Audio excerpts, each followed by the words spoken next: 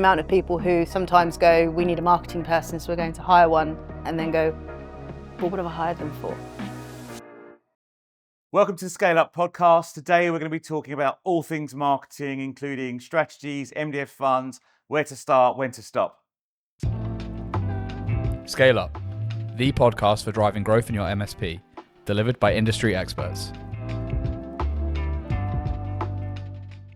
Steph, for our audience, a little bit of background of where you are now and how you've got to that part in your journey. Yeah, of course.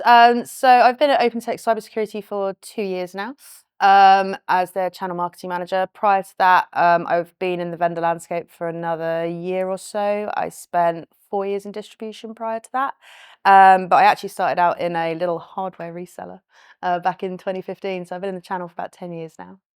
Wow, and obviously different sizes of budgets and target audience and where that's going. Absolutely, yeah, massively different. Kind of coming from a very regional approach to the marketing to now being in an organization where I can work globally, that the difference is huge. Wow. So marketing then, from an MSP point of view, what do you see with your partners that you're helping to get them on that journey of marketing? So if you've got an MSP that's not doing a lot of marketing at this moment in time, they're relying a lot on word of mouth. Yeah. What's the strategy? What do you think an MSP of that size should start with? My initial thing is don't ever come to me and say, I want to do some marketing. I would always say have a plan in the back of your mind of what it is you really think you want to do before you come to me, because we are here to help you as much as you want to be assisted.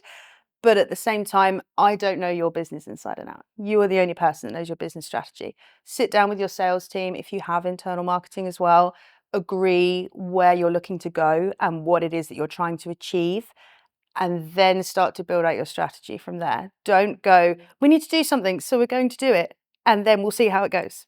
Because that's where you see an inconsistency in the marketing strategy that's being brought to the table. You see activities being picked up and then dropped very quickly. You don't see follow up in the right way. So if you decide to do an event, but then you don't get the results that you wanted off the back of it, you'll go, oh, I'm not doing that again.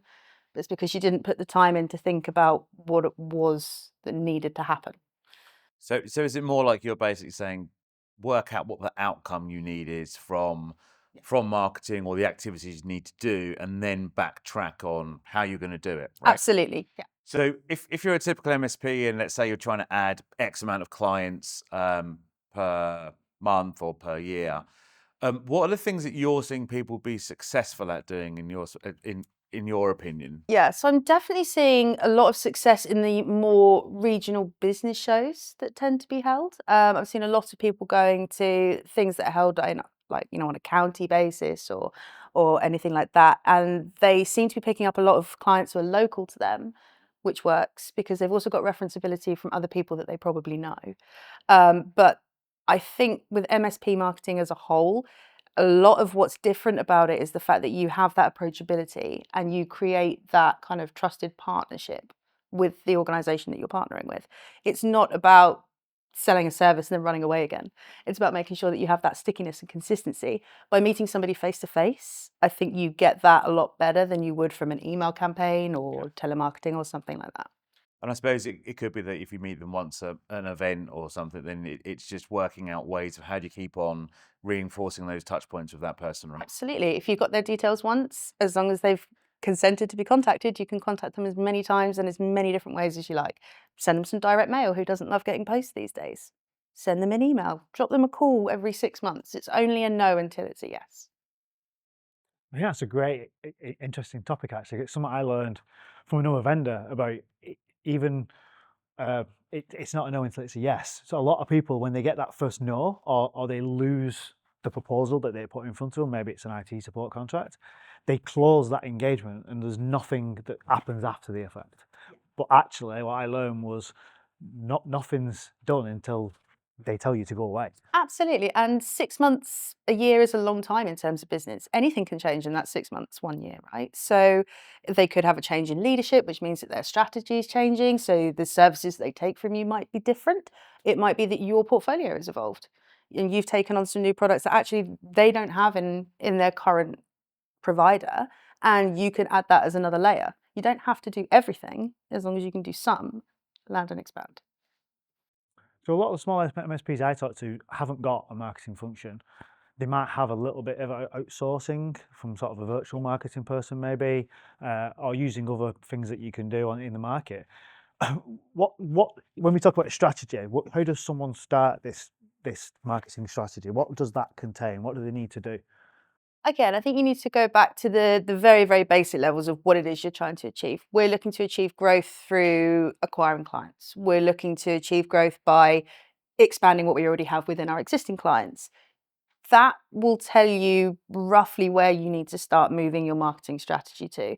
If you're looking to do that upsell, cross-sell piece within an existing customer, then you look to have a more personal approach. You go in, you try and talk to them, you have your meetings with them. I think you invite them to little briefings and those sorts of things. Low touch, but high quality. If you're looking to bring on more people, then you need to sit there and go, how does that look? How many clients are we looking to bring on? What kind of clients are we looking to bring on? Because I think oftentimes people just go, we need more. And they don't think, maybe we should approach a specific vertical. Maybe we should take a step back and go, do you know what? We're really strong in architecture firms. So let's go out to other architecture firms and tell them how strong we are here. Or if you have a strong regional story that's a part of who you are as a business, then you make sure you're reaching out to everybody that's within your region. But whatever you do, it has to be very specific to your business. You can't take an approach that you think worked for somebody else and slap it onto you, because that's never going to work. It's just going to look false. Let's talk a bit about vertical marketing, because that's quite interesting. One of the things you said there. Most MSPs, especially say up to kind of £4 or £5 million, tend to market to everybody. So they don't really have a defined vertical, and they'll take whatever they can, wherever they can, right? What do you think, in your opinion, obviously you spoke about vertical marketing, why do you think that's an easier approach than the typical MSP doing?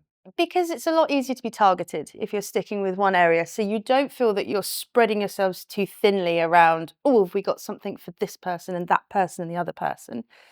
But also, in terms of the strategies that you can employ, if you're looking at having a mix of online and offline marketing, for example. So if you wanted to bring in some digital strategy there, it's very simple to target specific verticals. So your messaging is more likely to get in front of the people that you're expecting it to go in front of, and it stays relevant and true. Whereas if you're trying to go to everybody with the same message, you're being too generalized and you're not going to get those quality connections with the potential client that you think you're going to get, because they go, oh, well, this is just another person that does IT. Not this person understands what my business need is, or I can see from referenceability and case studies and things like that, that this person understands what it's like for an architecture firm. Yeah. We need to support CAD, for example, is one thing they need. So I suppose in the MSP world, everyone's in a switch market, right? So generally speaking, everybody already has a IT provider of some sort. So they're switching from one provider to another. So there are some generic themes or trigger points or pain points why people switch. Maybe they're unhappy, maybe they're not getting the right advice, they're not getting the right service, etc., etc. But what you're saying is not just those generic things, overlay that with a specific message for the industry, whatever that may be, so that it actually refines the message and tailors it to that company you're talking to make it a lot more relevant. Absolutely. And then you look a lot more, what's the right word I'm looking for here? You look a lot more like you know your onions, is what I'll go with. We'll say amazing. Let's say amazing. You look amazing. You look Let's say amazing. Yeah. You look professional and put together. You mentioned a minute ago about online and offline marketing. A lot of questions I always get asked is like, what types of marketing should So I it's do? one with the internet connection and one without. Yeah, but like, where should I spend my money? Like, I've got X amount of budget as a small MSP or even a medium-sized MSP. Where am I spending my money? What's going to work, sort of thing? What do you think? So again, I think it depends how you're defining that initial strategy. If you're going to look down a vertical route or you're looking to be very targeted and specific, absolutely online is going to be your friend, because there are so many different tools out there that you can use in order to refine that messaging, make sure it's getting repeatedly in front of the right people. What I do like about offline marketing, events, things like that, it's that personal touch. but it's also brand awareness. So, every time you go to a business show or even one of the really big shows, and you've got a small stand or a big stand, people see that logo and it does register somewhere in the brain. So it does build that name and that knowledge. But I don't think you can rely solely on either side. I'm a traditionalist at heart, so I always prefer a little bit more offline marketing because I like to go out and meet people. That's where I feel I do my best work. And if you certainly feel that you have that strength within your organization, then continue to do it. But maybe host your own events. Once you've got that brand awareness, start doing your own breakfast briefings. Don't rely on kind of other people's efforts. But then if you're slightly smaller or a bit more boutique, absolutely keep that online in the mix. LinkedIn is your friend.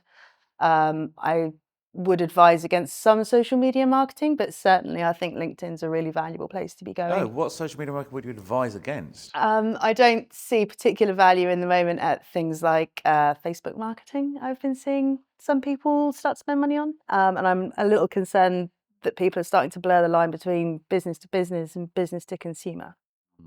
Well, I think on LinkedIn, actually, it's interesting because there's so many people posting more personal content on LinkedIn versus business content these days.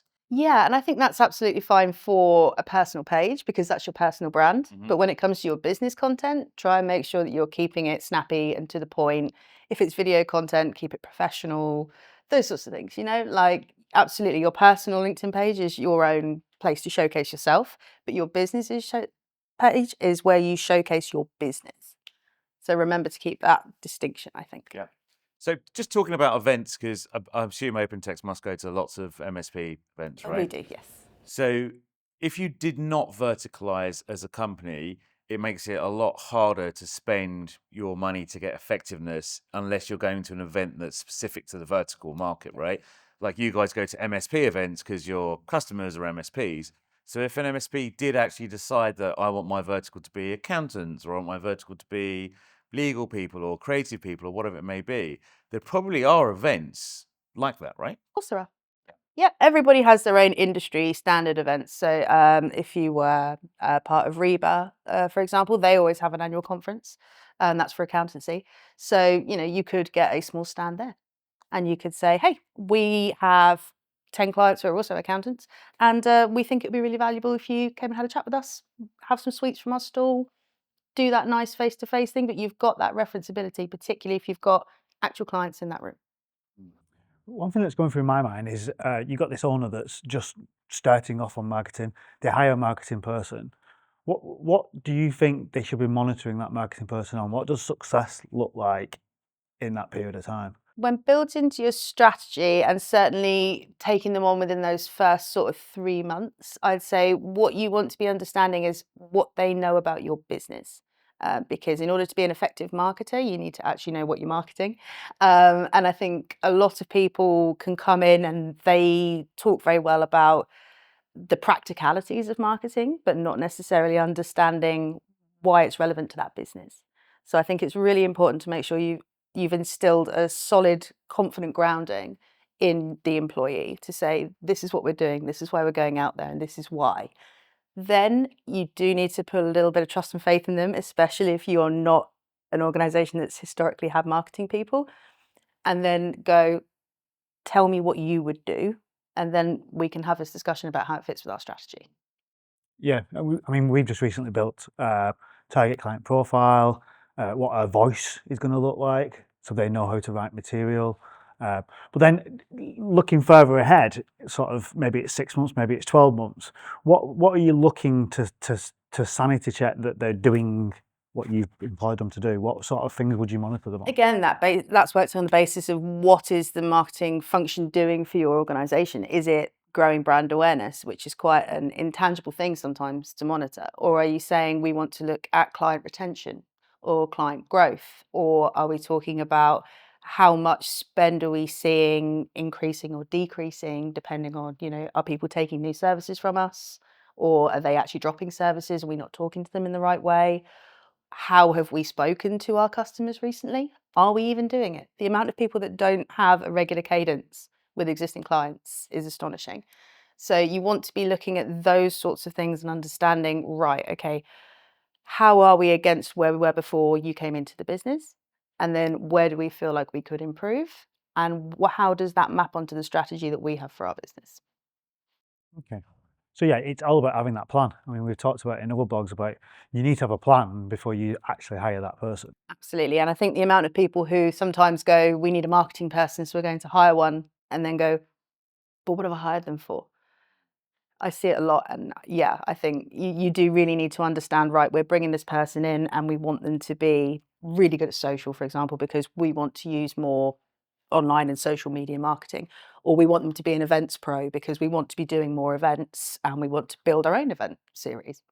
You have to understand what it is, those strengths, those weaknesses that you're looking for in the hire, as well as actually what you want in the role and the business strategy. But I suppose kind of ultimately for a lot of small businesses, MSPs as well, when they're hiring their first marketing resource, there's some type of revenue generation link there, right? They're going to grow by adding net new customers, or they're going to sell to existing clients. So when it comes back to setting out success with that person, I think what you're saying is you should actually work out what that looks like. If you're going to grow revenue by X amount of clients, or you're going to increase your existing customers spending X with you, work that out, and then you can probably backtrack off those numbers to work out what marketing is going to need to deliver. Yeah. And I suppose from a delivery point of view, there must be an activity type thing that that you've got to deliver X amount of activities, right? So in your current role, are there X amount of, how do you get measured actually in your current role? What does success look like for you? Success for me typically looks like client retention. Okay. For the most part. Obviously, growth is a huge indicator for any business, I think, particularly at a time like this. But again, I think even in our landscape, it's very much switch, not new, right? So it's understanding how are we improving that communication with those partners in order to retain them, move them over, and then what is interesting to them? What is the value that we can offer them? And if you're kind of advising another vendor who had a similar problem where they're like, look, we're worried about retention at the moment, what are the practical things that you think you can do as a marketeer to help with retention of clients? I always think it's to do with enablement and giving them the information that they require at any time in order to have their business run successfully.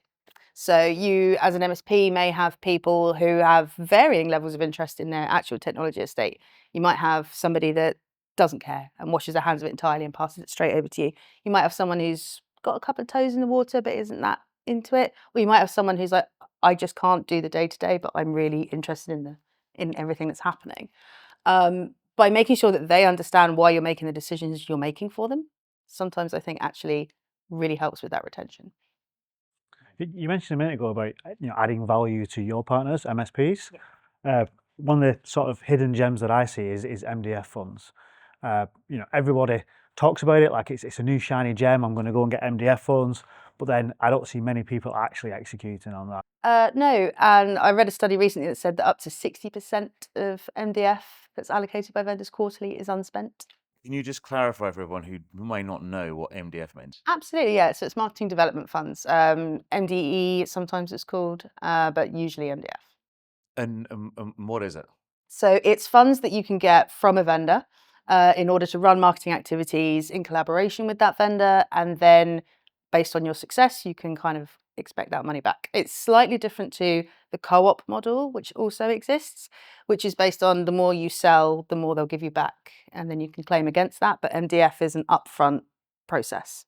Okay, and if one was to apply for an MDF fund with somebody, do you put some sort of case together to say, I'm going to do X amount of activity that's going to cost this, therefore can you front some of it or all of it? Absolutely. So most vendors now will have a standardized MDF request form. So it'll say, what kind of activity are you looking to do? When is it expected to take place?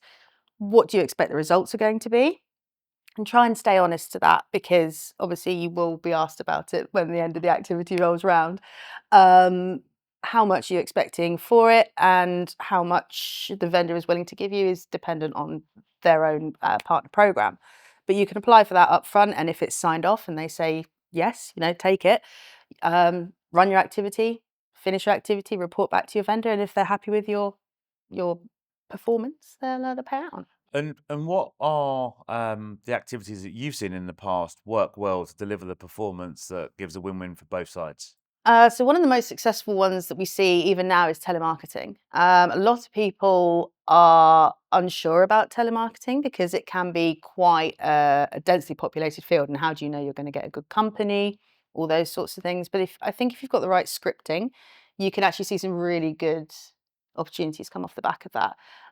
So yeah, engage a good telemarketer would be my advice if you're going to do that. I think also anything where you've got multiple streams that are feeding into one thing. So I worked with a partner recently who did a fairly large event, but off the back of that, they were also running different email campaigns and things like that. That mix of, as I was saying, online, offline, that helps to deliver revenue in ways that even if they don't necessarily turn up to your event, they picked up the email. You've got that traceability your side, so you can go, oh yeah, well that came off the back of that. And then the vendor looks at it and goes, wow, they've actually exceeded because we only based it on the event numbers. Okay. Have you got any thoughts of why people don't do it? Because it sounds like basically It's a form, isn't it? it's Who a likes form.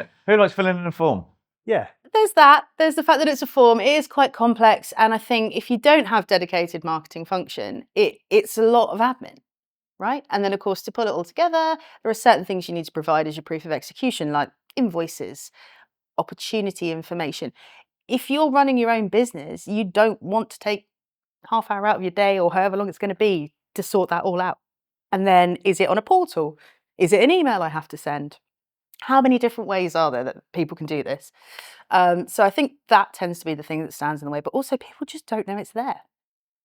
A lot of vendors I don't think are going out there and talking about it enough, and I don't think the partners think to ask the question. Why are vendors not going out there talking to people about it? It seems a bit kind of, you've got these funds, Yeah. you want to help other businesses grow as well as your own. Why are they not openly talking to them about it? Honestly, I couldn't answer that question. I mean, it's always been a big part of the way that I go out to my partners and to the channel and say, look, we want to help you succeed. We want to help you grow. I have, the ability to help you out here. Would you be interested in taking it up? 9 times out of 10, absolutely, they want that. So I think you would have to ask some other vendors. I think what I see working really well is when the MSP has got someone that owns this responsibility, not just MDF funds, but owns the responsibility of managing, building relationships and working with the vendor. Yeah. So that can be down to technical certification, it could be the MDFs, it could be actually understanding what does your success look like and how can they help you to be successful with that, which then means you're more in line to help them to do what their success looks like. Yeah. And I think so many times we buy a SKU and it's just a number, and then we don't put any effort into actually building the relationship with the vendor. Yeah, and you've just gone, yeah, okay, we've got this line item, it's on the invoice, perfect.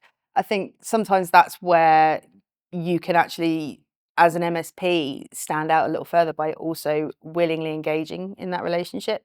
I think it's really useful to be having a two-way conversation with any vendors that you're working with all the time.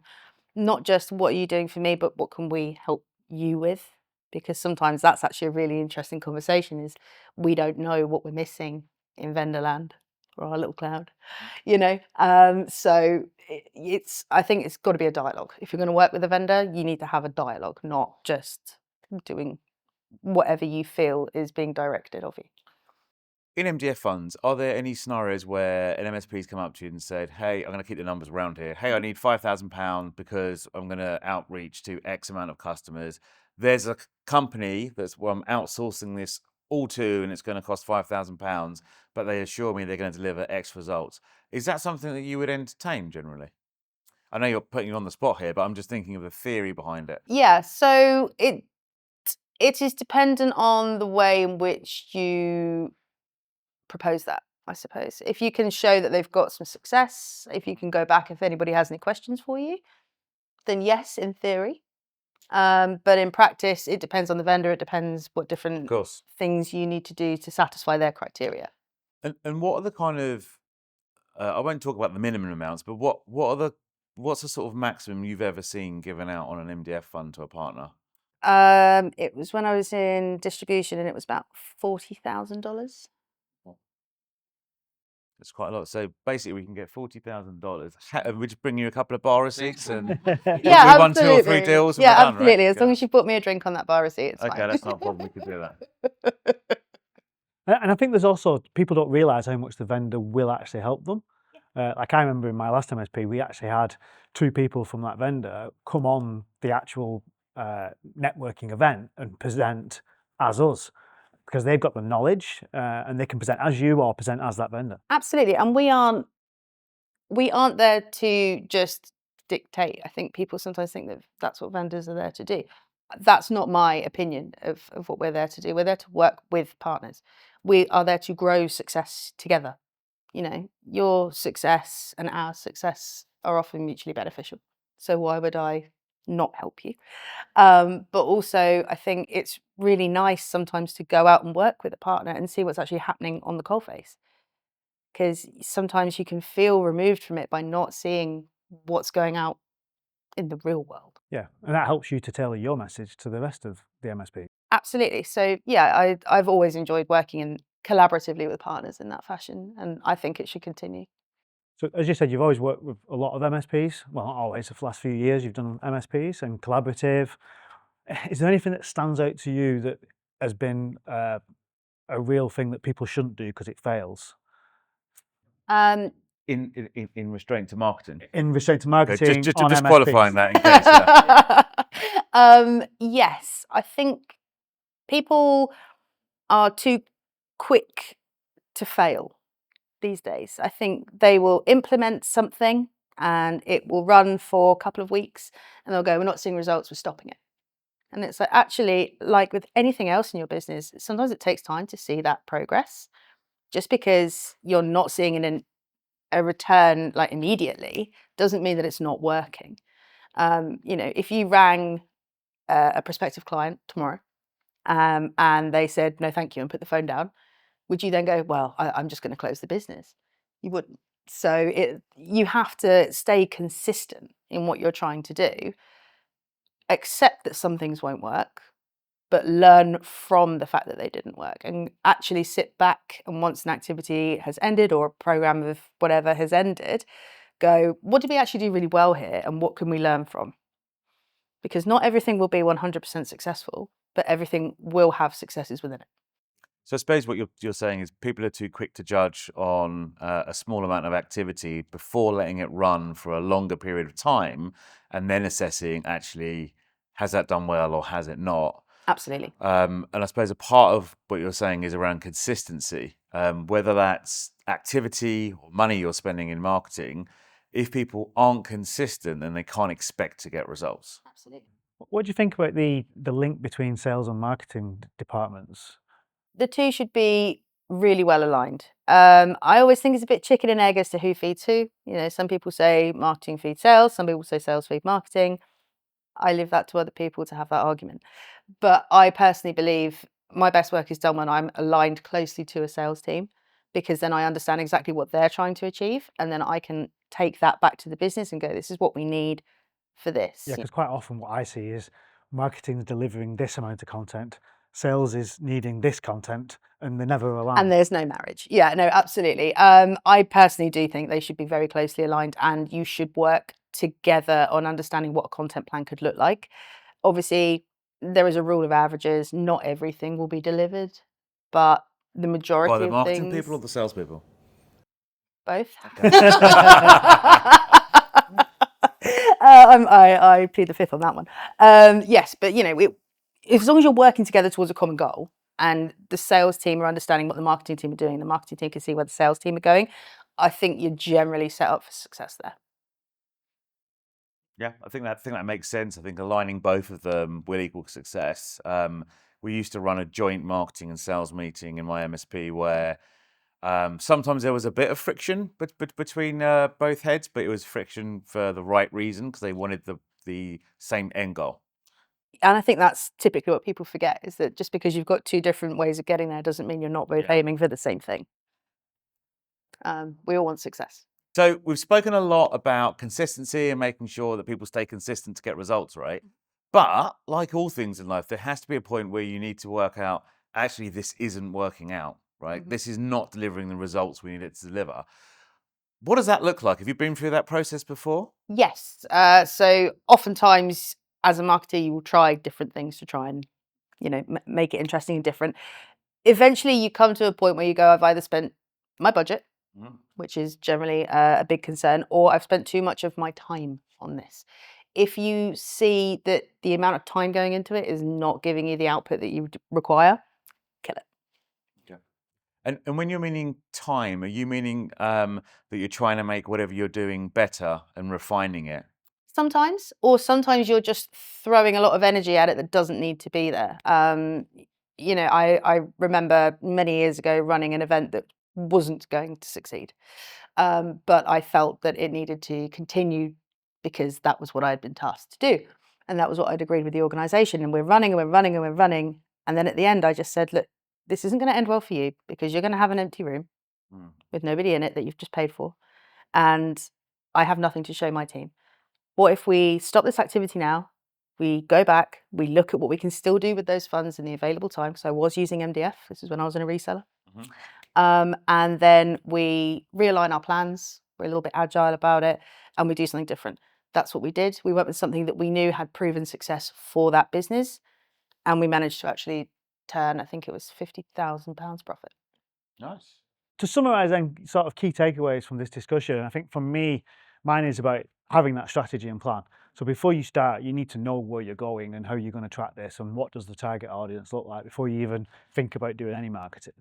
What about yourself, mate? I think my key takeaway is if you're actually not doing any marketing at the moment, that you should start to look to do something to support the activities that you want in your business. So my takeaway is, do some marketing. Yeah. My takeaway would be use that MDF. It's available to you. So use it, apply for it, ask all your vendors. If you do one thing today, email all your vendors and say, hey, do you have an MDF program? Steph, thank you so much for coming on today's podcast. Guys, if you liked what you heard today, please subscribe and like below on the YouTube buttons. Thank you very much. Thanks for tuning in, guys. As always, don't forget to like and subscribe.